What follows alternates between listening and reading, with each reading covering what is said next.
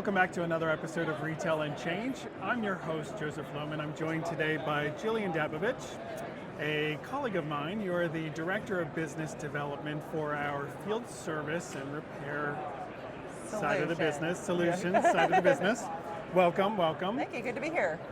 So tell me, business development, field service, what is it you do? I have a lot of fun.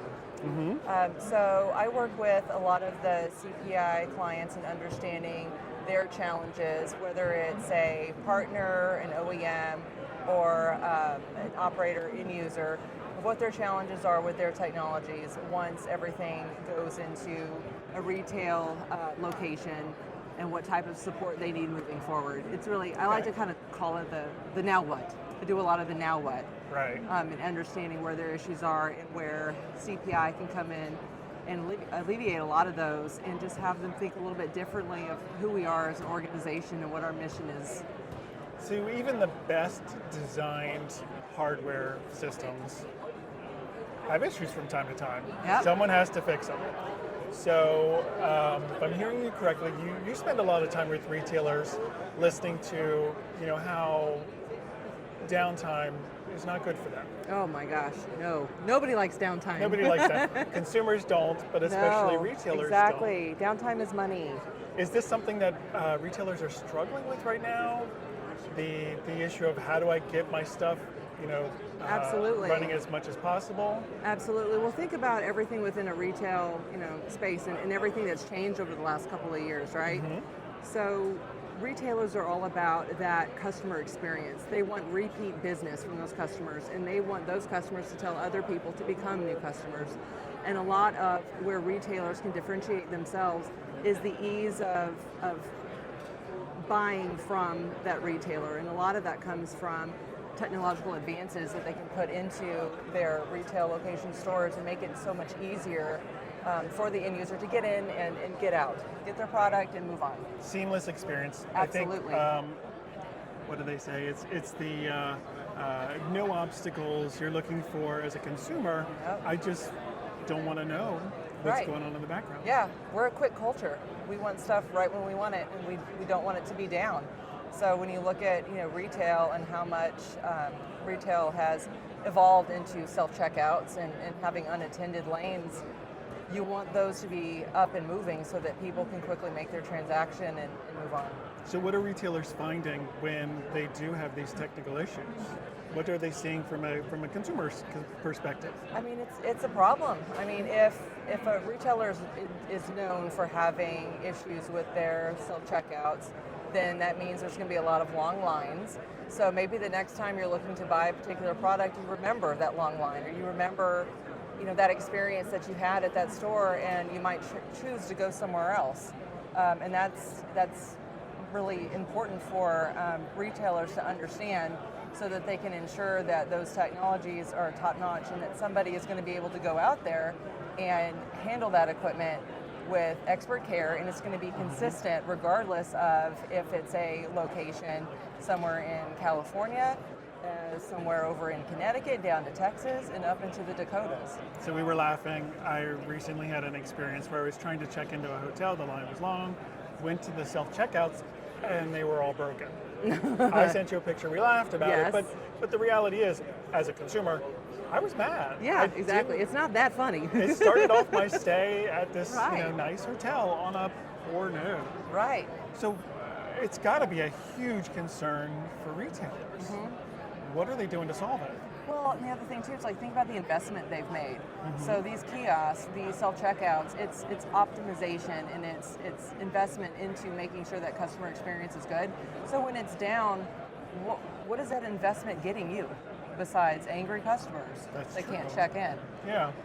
So it's a mix. You're losing out on not just the obvious consumer satisfaction side, but also the operational benefits that you wanted to get to begin with. Right. That make retailers profitable. Right. And you can't just put in a self-checkout or a kiosk and have it be a kind of a set it and forget it. I mean, there's that care on the back end, right? So there might be some warranty pieces from the manufacturer or whomever you purchased the unit from, but ensuring that you have a plan in place for when something does happen, You have to have that, or else you're reactive and you're trying to find somebody on the fly when the unit's already down to make a plan. So what should a retailer do? How should they look at this as an issue? How should they look at solving it? What questions should they ask?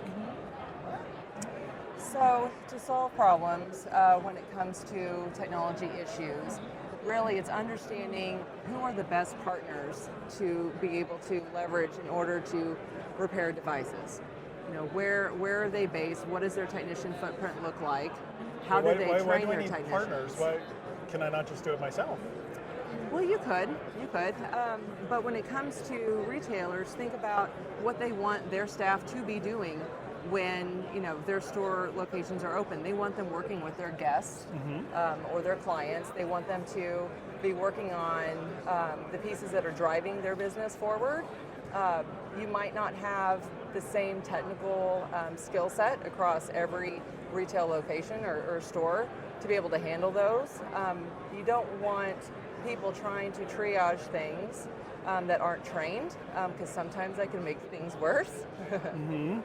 It's better to leverage the expertise of people that are already established in the market, that have training programs and have familiarity with those systems, so they'd be able to repair them pretty quickly. Plus, they'd be able to carry a lot of the tools and the parts on their vehicles or have them locally stored so that you're not trying to find the parts on the fly at the location, or trying to send somebody over to another store to pick up that part because you don't have it where you need it.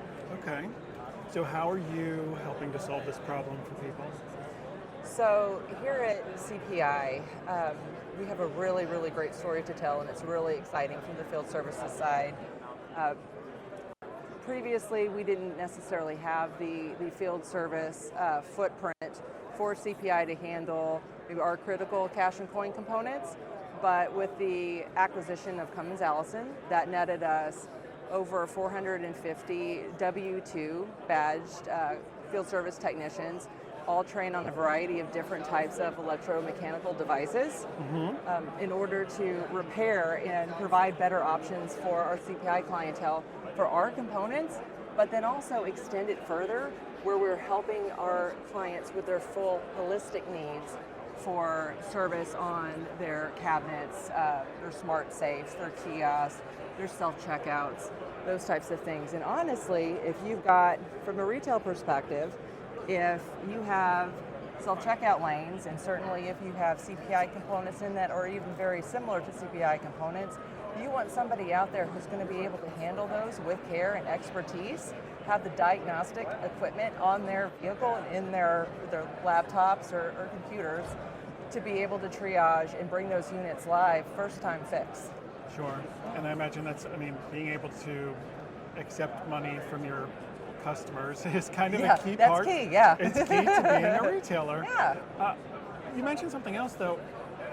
It sounds like it's beyond these CPI products. Yes. Beyond the Cummins Allison product, which often sits in back offices, the holistic look at service. What all can you help a retailer so that they're not having vendors for every little thing? What all can you help solve? And that's important too. I mean, when you look at, from an operational standpoint, all of the different vendors that get pulled together in order to support even just a few pieces of equipment at each location, that's a lot to manage. So if you're able to consolidate service providers, especially with a national footprint like we have, then you've got consistent training, consistent skill set across the country. You've got the same brand going in there to support that equipment. You probably have some preferred pricing because now you're working with a national service provider versus working with somebody who maybe could handle things from a regional standpoint. So there's a lot of perks from that piece, but then also with the cash and coin components, it's such a critical, these are critical technologies to any retailers, anybody that's operating a kiosk. If those pieces are down, it's best to send the people that know the most about them out there. But the great part about it, like we were talking about, is that you can dispatch a CPI technician for any needs that kiosk has. Any kind of power supply issues, There's issues with the printers inside. There's issues with the monitor, the keypad, those kinds of things. And we will have trained technicians who are prepared to take care of that entire unit, go out there and repair the device. And you mentioned that they're all W-2. Why Absolutely. is that important? It's very important. So with having W-2 field service technicians, that means that you get consistent experience across the board because these are our employees. We have a training process where we have 4 trainers up in our Mount Prospect office that will routinely train these folks. They'll train them on new devices, any new updates to service needs for devices that they already have in their footprint. And we're prepared to take the call as soon as you need to have service. If you're working with somebody who maybe relies heavily on a network of subcontractors, then a lot of times those folks have day jobs. They might work for a smaller regional player. So when you open up a ticket, when you've got subcontractors, a lot of times those tickets and those SLAs don't get attained because you're waiting on that person to potentially finish their day job so they can help you with yours. Tell me about some successes that you've seen with this new approach, with this CPI network. So, in retail in particular, we've got a couple of accounts that have really benefited and seen the value in looking at CPI through the lens of field service, where we've consolidated a lot of the different service needs they have, whether it's the self-checkout lanes, it's the registered kiosks that they have, any point of sale equipment that they have issues with, and then really any of the printers and components like that in the back office, where we're able to handle the service on all of those versus having them go out and hire several different ones. But I think the biggest part is when you start looping in the CPI Depot Repair Center that's in Mount Prospect, because when you work with CPI and you've got these self-checkouts, for instance, then we will carry on our vehicles, should this be the program that the client goes for, right? But we will carry the components and we will do fast field swaps if we can't repair it on site. And then we'll take the unit that's faulty and we'll ship it back up to Mount Prospect for repair and put that back in rotation in the stock.